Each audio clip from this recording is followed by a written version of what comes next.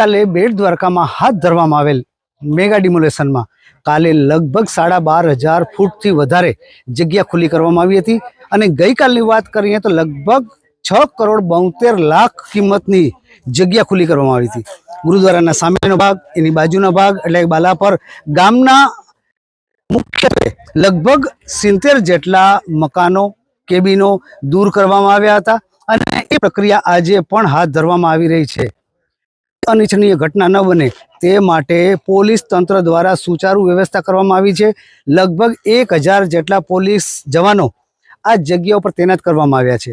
વાત કરીએ મંદિરની તો મંદિરની સેવાક્રમ છે તે યથાવત રાખવામાં આવ્યો છે, પરંતુ કોઈ અનિચ્છનીય ઘટના ન ઘટે તે માટે યાત્રિકો માટે પ્રવેશ બંધી ફરમાવવામાં આવી છે અને